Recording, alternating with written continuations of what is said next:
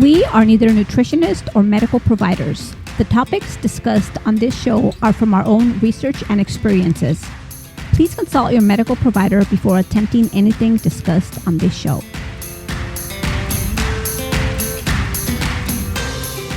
Welcome to another episode of Sjogren Strong. This is Lupe. And this is Brian. And this is your weekly podcast discussing how to live an active and healthy lifestyle despite a diagnosis of Sjogren's syndrome. Before we get started today, I noticed in listening to last week's episode and previous episodes, but especially last week, that I say, you know, a lot. After every sentence, after, every so many words. And so today, to make it fun, I'm going to try to avoid saying, this one doesn't count. Neither did the last one. And every time I say that, I am going to make a donation of $1 to Team Sjogren Strong in support of the 2019 LA Walk. What do you think? Who wants to play along? Who has that catchphrase that they always use that even annoys yourself? Play along with us. Let's help the Sjogrens Foundation raise money in support of the 2019 LA Area Walk. And this is on the honor system. If you want to play, tally that up, report at the end of the week how much you donated to the foundation. The link to Team Living Sjogren Strong will be in the show notes. And if I say it too many times, if I say it at all, because I know I will, call me out on it, okay? I'm curious to know how many times you guys catch it. Making tick marks over here. Well, the weird thing is that I don't even realize that I do it, and I don't do it in person when I'm having a regular conversation with someone, so I don't know why I say it on this podcast, but I do. We all have our little sayings. Okay. So last week, we spoke about anxiety. We thought it was time to, I said it. There's one. We thought it was time to talk about anxiety because I've been feeling the funk for a couple of weeks, maybe a week, a couple of days. And I kind of attributed that to she's a few months into a new job, but she has new insurance and she's got to see new doctors, new clinics, new hospitals, new labs, new everything. And in the back of my mind, I thought that might be a source of some of this anxiety. I have a new job that I totally love, best move I've ever made. But taking the time off from a new job, I think that was causing me some kind of anxiety because I've only been there maybe 3 months. And asking for time off, I think it's not really my style, especially when I'm so new. So that was causing me anxiety. It's a really cool place. I love it. The people are awesome. There's a lot of work, but I'm not stressed. It's a really cool environment, but it was still causing me stress. So I just kind of sat back, did my best to be supportive and encouraging and supportive of these new upcoming appointments. She had appointments with new doctors, labs, blood draw, eye doctor, eye dilation, and she kind of got through it. And over the weekend, this is what transpired. And it totally ties into the topic of today, which is a continuation on last week's episode, chronic illness and anxiety. So this weekend, I came home from work on Friday and I kind of just didn't do anything, got in my recliner, pulled the covers over me, and I fell asleep. When Brian got home, I was sleeping. And he got home, and I think he was tired. He had a long day at work. And he kind of made this face like he was frustrated with something. He walked in. I was sleeping. There was dirty dishes. There was nothing to eat. And I felt a little bit bad because I felt like I haven't been pulling my weight lately. So he sets everything down, just drops it. And he goes straight to the kitchen, starts washing dishes, and then he goes, changes his clothes, gets into something comfy, and then he comes back and he starts cooking. So I get up. I'm really tired, fatigued. I get up and I'm like, can I help you? And he's like, no, just go away. He didn't say that, but he's like, no, I got this. And I think she's reading into it a little bit. And I explained to her today that Having been in the service, I'm very mission oriented. And about the last couple hours of my workday, in my mind, my mission was to accomplish everything I needed to accomplish so I could sit down in the recliner and decompress a little bit. It'd been a long week. It'd been a 12-hour day. I just want to relax. I want to think of nothing. I want to move no muscle. I just want to breathe. And I came home, and yes, there's chores that need to be done. And I was not frustrated with her. I was frustrated at the fact that I have more work to do before I can accomplish my mission. What was your mission? To sit down and do nothing. Like I was doing. So, yeah, dishes got done, foods got prepped, dinner's cooking, cleaned up after the dogs, fed the dogs, and she jumped in and started doing dishes. And I told her, you don't need to do that. I've got it. And she did them anyway, which was very cool of her. But she read me as being frustrated at her, and that wasn't the point. I was just frustrated at my mentality because if there's work that needs to be done, I can't sit down and do nothing. I have to get the work done so I can completely relax. Or if I did sit down, I'd be sitting there thinking, oh, I got to do dishes. Oh, I got to cook dinner. Oh, the dogs need a clean backyard. Oh, and I just can't relax. So I needed to accomplish those things so I could accomplish my mission. Where me, I'm like, I'm just going to sit here and fall asleep. I don't care about the dishes. I don't care about the laundry. I just want to sleep. Plus, I didn't have any motivation. I was feeling the funk. And she was. And I asked her if she was okay. She was lethargic, slow-moving, quiet, and I thought maybe she was getting physically ill. And she just had blood work drawn, a lot of vials, 10 plus vials. Yeah, so I think that zaps my energy because it's a lot of blood. Right. So I want to make sure that she physically is cool. And, she assured me everything was fine. Okay, cool. Let's move on. But then Saturday rolls around. I get up. I have energy. Most of my energy, I have it in the morning. And sometimes it takes me a while to drag myself out of bed. But once I'm up and around, I'm okay. So I'm like, what are we going to do today? It's too hot to go for a hike. So I just wanted to get out and walk. So I said, why don't we go to the swap meet? We have a few local swap meets here, and we just like going and walking around. People watch. And on occasion, I do find cool little treasures that I have to have that just make my life complete. Okay, I'm lying. Right. But I still buy them. So anyways, I don't even know what we were talking about. I don't remember. We were leaving the swap meet. Yes. And from a previous episode, we talked about her crying at the swap meet before. Yes. So we're lost it. We're leaving the swap meet, and she's got her phone out. I think we're already sitting in the Jeep, and I look over, and she's looking at a post she put on Instagram of Dr. Reba a few days ago because it was 2-year anniversary of his passing. And I had this light bulb moment of, wow, 2-year anniversary. He's no longer with us. He's no longer treating her. She's experiencing all of these new doctors, which is making her miss him that much more. And I was sitting in the car, and I was just kept going back to Instagram, and I just kept reading what I said. Reading when he passed, I wrote something, my condolences, and I took a screenshot, and I kept reading that and looking at his picture, and then I think I said something like, "Oh, I really miss Dr. Reba. I can't stop looking at him." And that's when you said, "Ding, ding, ding, Lightbulb Moment." And so when he said, and it was something along the lines of, "That's got to be it. You're missing Dr. Reba. You're experiencing all of this new."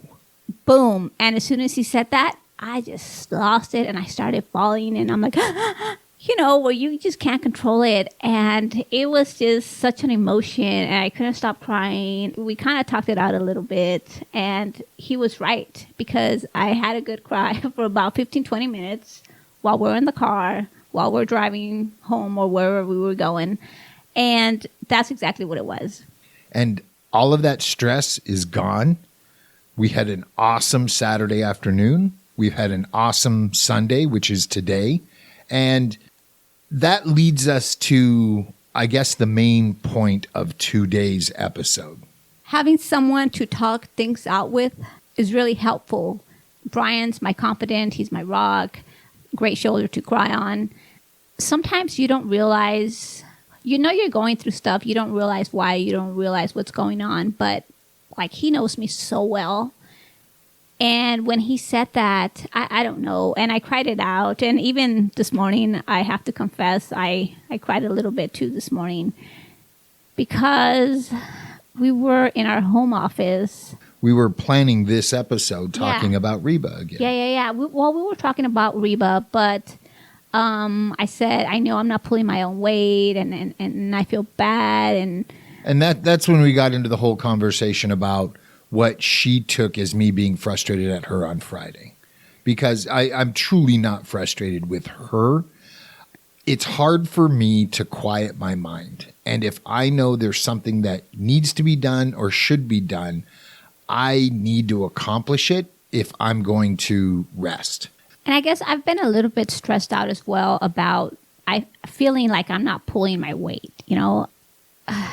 dumping everything on Brian. And I guess that causes me a little bit of anxiety also, because even though he says he doesn't get frustrated, does he? I don't know. I don't think so. He never makes me feel like he does, but probably because I was feeling the funk on Friday and Saturday. That's why I feel like that. But crying it out on Saturday and today, it's like crying cleanses the soul. So today has been an awesome day. And thanks, Brian, for being my rock. That was a cool 13 and a half minutes of storytelling to get to this point, is having a confidant to talk things through with, to talk things out with. Lupe and I had been talking about this. I guess it all kind of came to a head Friday, to where I really noticed that she was withdrawn and that anxiety level was just peaked. And fortunately, her and I were able to talk it out together and come to a realization and have been able to move past it. And this has to deal with the 5 stages of grieving as well, because the 5 stages don't have to go in order. There is no time frame. You can feel 1, 2, 3, a month later feel 2 again. 2 months later, you're going through 4. And then a month after that, you're back at 1. And there is a grieving process. And she's obviously still grieving Dr. Reba. And that's perfectly acceptable. And it came to a head because she's seeing new doctors. And about a year ago, also, I kind of went through the same thing. And you hit the nail on the head last time too, because I was making new appointments with the new rheumatologist. That's what I was doing. I was looking, and I saw a couple until I found one that I sort of liked. But that's what happened last time too. So what I decided with this new doctor that's coming up, the new rheumatologist and ophthalmologist and dentist, everything, because with the new insurance, I have to see everybody new. I decided that it's not fair of me to keep comparing every new doctor that I see with Dr. Reba. I have to walk in, give him a chance, walk in with an open mind, because if I don't, I'm just shorting myself. He was such an awesome doctor to me. And again, there's a lot of awesome doctors out there. I just need to give him a chance. So I just need to go in to my new appointments with an open mind. And I think I'll be okay. And I asked Brian to go with me this time to my new rheumatologist, and he agreed. So that makes me feel better. I'm a big girl, but I don't know. I just like you there. You know me. If I can rearrange, cancel, I will. For you, you're my priority. Thank you. I usually put on my big girl panties when I go to the dentist, but this time I'm still wearing my big girl panties, but I don't know. I just definitely do want you there this time. TMI, I don't know, but there it is. To quickly continue this conversation, the Living Sjogren Strong Facebook group, it just pleases me and really brings a smile to my face how this Facebook group has grown and matured. And I'll get a notification that somebody has asked a question, and by the time I click on it and get to it, people in this group are already answering. And that's so cool to see this community grow, and that we're in this with each other and for each other and willing to give of your time and your advice and your experience to help somebody out. So many people that have come to this group lately have been newly diagnosed. And I'm sure everybody remembers, Lupe, when you were told you have Sjogren's syndrome, what was your first question? The first thing out of my mouth was, am I going to die? Right. And I'm sure a lot of these individuals coming to the group have these questions and they have these anxieties and they have these fears. And the group is so coming together to take care of one another. And it really, really puts a smile on my face to see that group do that. Mine as well. It's really awesome. Definitely. Before we close here, I'd like to remind everybody about the Sjogren's Syndrome Foundation 2019 LA Area Walk. Sjogren Strong has formed Team Living Sjogren Strong, and we will be walking in the 2019 LA Area Walk for the Sjogren's Syndrome Foundation. Links are in the show notes below. If you are in the area, we would love to have you join the team. You will be committing to raising just $250 for the Sjogren Syndrome Foundation. You get your own little webpage. You can put your picture up, tell your story, share it with your circle. They keep track of how much money's coming in your name. And it's a really cool thing to experience if you've never been part of a fundraising team for a nonprofit before. If you are not in the area and you would like to support us, on that same link, you can donate to the team. On the right-hand side, you will see Lupe's name, Todd DeVoe's name, and Serene's name, and myself. The four of us make up Team Living Sjogren Strong so far. We want to grow that, but you can click on an individual name and donate to that individual part of the team to help them meet their fundraising goal. And that also helps the team raise their fundraising goal. And I really didn't want to tell anybody that because I know everyone's going to be donating to Lupe and I'm really going to have to work hard to hit my $250 goal. That's funny. And also, if you want to sign up on your own, you have that option as well. I believe it's $40. Last year it was $40. I'm not sure what it is this year, but it's about $40 to sign up on your own, and you get a T-shirt. Yeah, and some you get other a cool things. shirt. So that should be fun. Yeah. But if you do sign up on your own, we'd love to meet everybody. We'll be there saying hi to everybody with our little cool Sjogren's strong shirts. But please come up to us, say hello. It's fun. I'm looking forward to it. It's going to be a good time.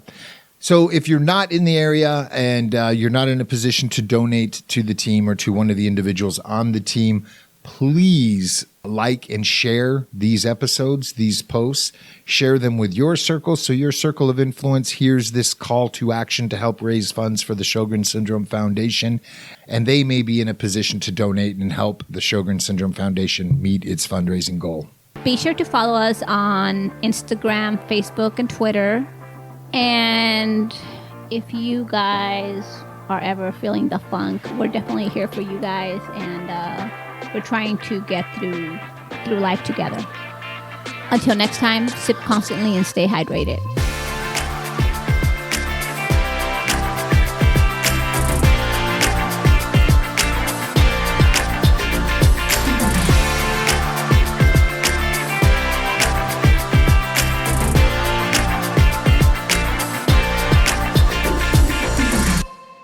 You know,